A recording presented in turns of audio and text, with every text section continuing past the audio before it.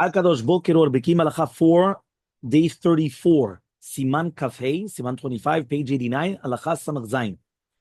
Mi sheyesh tefillin biyado belo kesher. Right, imagine somebody has the tefillin on his hand, and there's no kesher, varech alehem. They'll say kesher, he makes the kesher, and then he puts it on.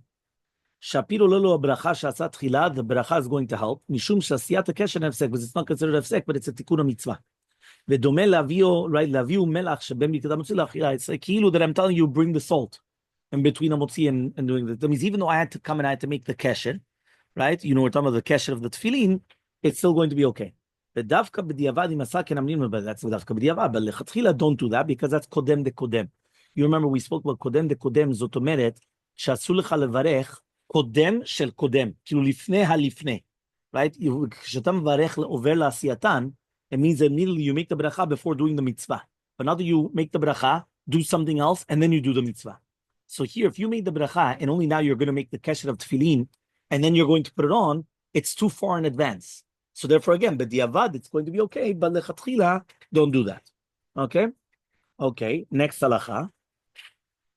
Samichet. Right? Yotzei adam yedei chova tefillin sheolin. You're going to be yotzei chova if you borrow tefillin. כן, תפילין שאולין. ואף מותר לברך על זה, you could even make a ברכה on it. ולכן יכול אדם להשתמש בתפילין של גמח, אף שלא חם בתורת שלה. So you could even use the גמח.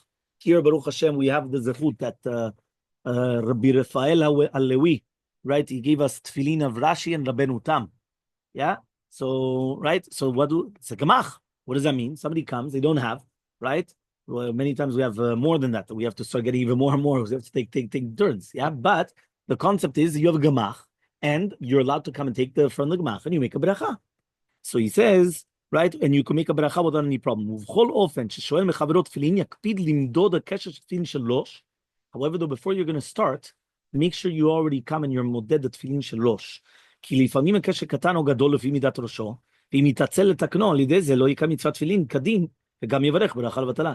If you're not going to do it properly, so usually it's on the rosh, because the yad, you're tightening it according to your thing, unless you're going to put a child's tefillin and I don't know what, and it's very, very small, you know, usually it's fine. But the one of the rosh, sometimes it's too big, sometimes it's too small. Now, if you're going to come, you're going to make a bracha, and you're going to put everything on, and then you didn't do it properly, you didn't do the mitzvah properly. So therefore he says, always make sure that you're going to check the tefillin beforehand. Look at 92 in the footnote. The Bet Yosef cited the Orchot Chaim stating that the Tur ruled, right, that it's permissible to say beracha on borrowed tefillin. The halacha regarding tzitzit is that if someone borrows a four-corner garment less than 30 days, he's not obligated to put tzitzit at all, and therefore he cannot say a beracha on tzitzit. So here we're seeing a differentiation between tzitzit and tefillin.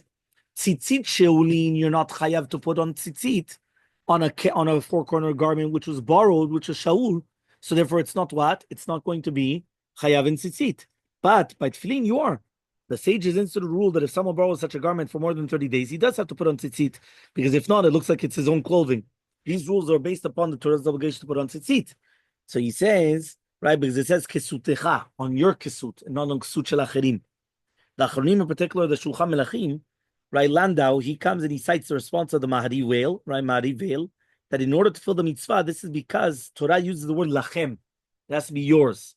However, upon you examining the words of the Mahari Veil, it comes out clear that he meant that something else altogether, and that he agrees that you can make a bracha on borrowed tefillin. You're going to be mekayem the mitzvah also of tefillin as well, right? Now he says that to do with, for example, counting the omer or other things, since it says the words lachem, so then you have to actually do it as well, but it has to be yours. Lachem, right? Whenever it says lachem, it has to be yours, right? And therefore I cannot do it for you, okay? Because it says for you, you have to do it for yourself.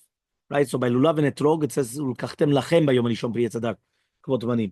Right, and by the usfartem lachem by sefidat haomer. Okay, Mari Veil. That's why, by the way, that the shliach tzibur does not make a bracha for everybody. The shliach tzibur makes a bracha at the beginning, and he announces to everybody what they're supposed to do, so that way they know what they're doing. But really, be'emet, think about it. Why can't he be motzi everyone yedei chova? The answer is, since it says usfartem lachem, each person has to make the bracha. That means we don't say that I could just make a bracha for everybody. No, everybody has to make the bracha on their own. Marivel then added, I heard from my teacher, right? He says, he cited the Rav Yaakov Nortensen. He says that stating the one must stand up when you're putting on tefillin, since the Torah says lachem. right? Ushatem lechem le'ot al yedechem, right? So he says, a number of achronim also brought this down, right? They're the same thing, because we know that whenever it says lachem, you have to stand up when you're doing, even though that they say that the Sfirat HaOmer is from a different pasuk, because it says, right, it says vekama, right? But okay, fine. סעיף ס"ט, הלכה ס"ט, מותר להשתמש בתפילין של חברו ולברך עליהם אף שלא מידתו. וואי משום דניחא ללין ישתמש במצווה בממונה. רק שיקבלם כבראשונה ולא יצא ממקום הראשון. So two הלכות. Number one, let's say right now I don't have tefillin from a gamach. And I come to the Bet Knesset and I see the doctor's tefillin, right? I see them over there nicely. Can I come and take his tefillin and use his tefillin? So the truth is, it's not going to help me. But that's only just because I'm a lefty. But let's pretend, right? We're Samechtet, page 91. Page 91 on the top. Yeah, 91, right there. Samechtet. So imagine right now, I'm in the Bet Knesset, and I see somebody's tefillin. Can I use their tefillin without asking them? So he says it's mutar. Why? A person will always be happy that they're doing mitzvot with their own money. Meaning, I'm happy that they're using my tefillin to do a mitzvah, and it's my money. Yeah, yeah. So he says, "Rak first of all, you have to wrap it back up, right? I remember somebody once came, they did it, and then they just left it there. And like, oh well, if you already used it, fine, but at least put it back the way that it was, right? Number one. Number two, lo yotziem mimakom harishon. Put it back in its place, and you're not allowed to take it out of its place. Meaning, don't come, take it to your house, put it on, and then come back. I said, oh. He wants that we should do mitzvah with his money. No. You have to leave it in the same place. You can't start coming and taking it. You have to leave it in the exact same place. There's going to be another few conditions as well. Number one, we don't know that the baalim are makpidim or not.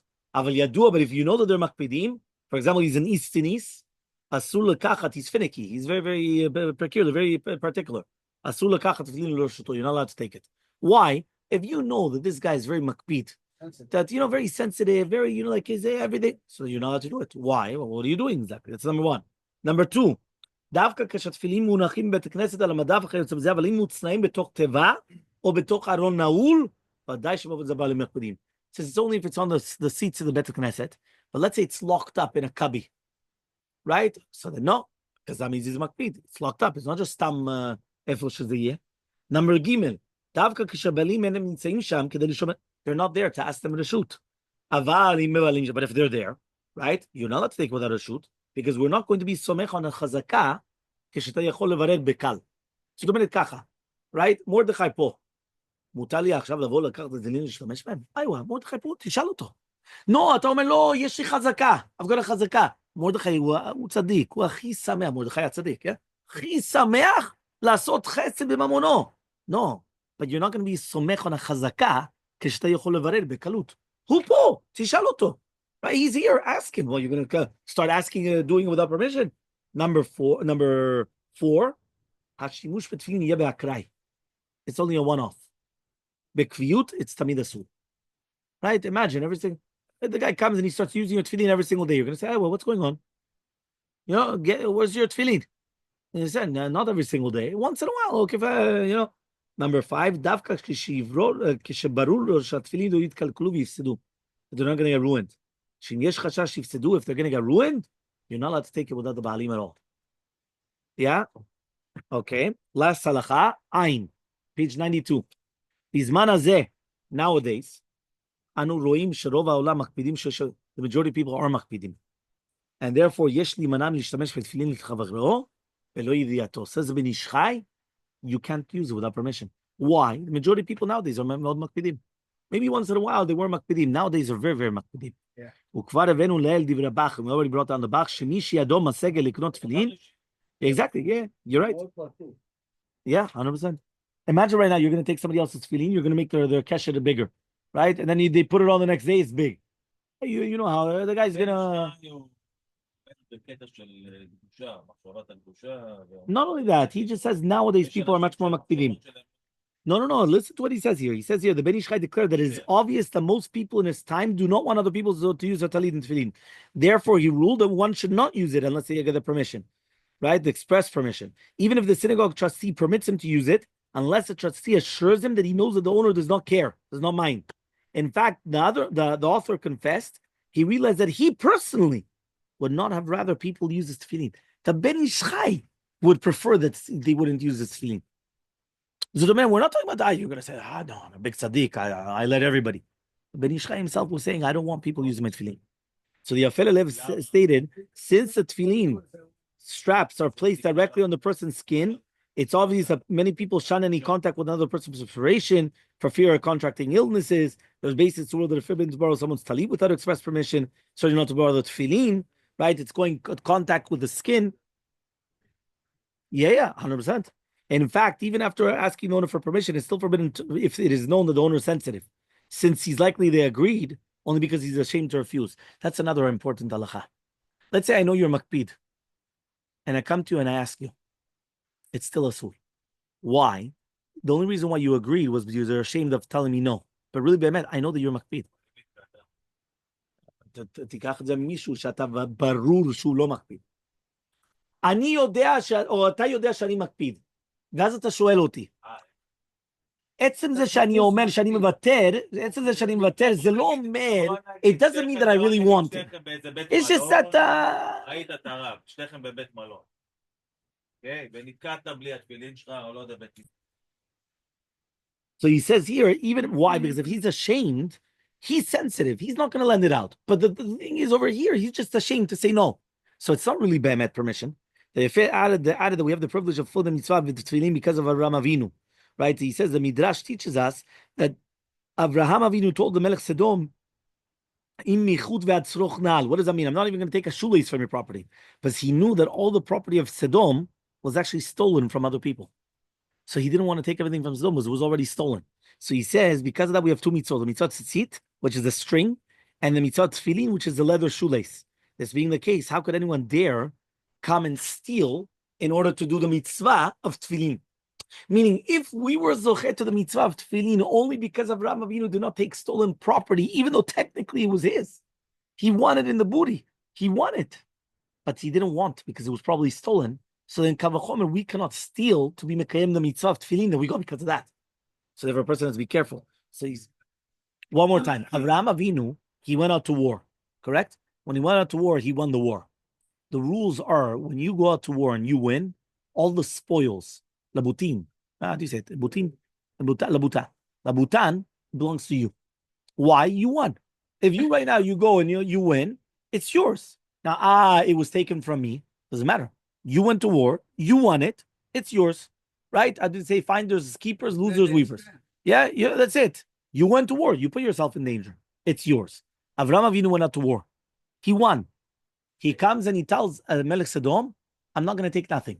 I'm not going to take not even a thread, not even shoelaces, nothing. Now, why didn't Avraham Avinu take it? It was his. It's bemet is his.